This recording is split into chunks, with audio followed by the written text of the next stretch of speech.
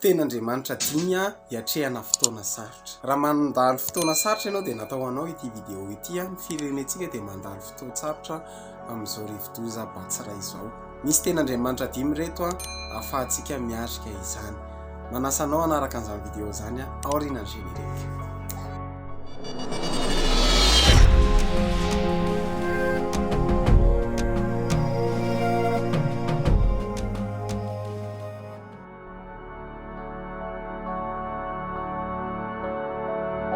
Fahameravatsika rehetra tompoko tonga soa anatin'ity vidéo vaovao ity mino fa salama tsara ianao tain'Andriamanitra tompoko.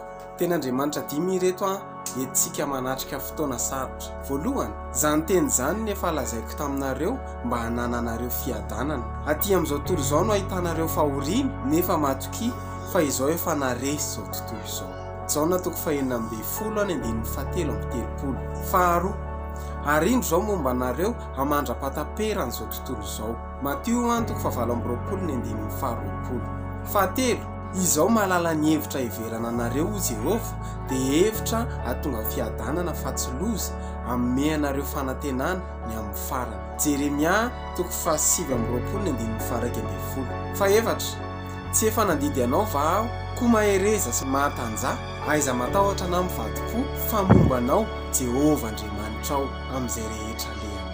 Tosoatoko voalohany ny 9:7.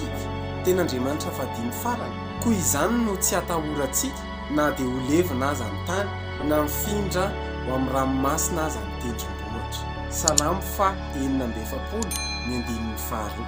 Raha nafinaritra anao vidéo dia aza misalasala amin'ilay kely commenter partager any amin'ny groupe izay misy anao any dia raha mbola tsy abonné ny page ianao dia manasa anao isabonné ny page. Manome fotoana antsika amin'ny alain'ito izao indray. Veloma tompoko.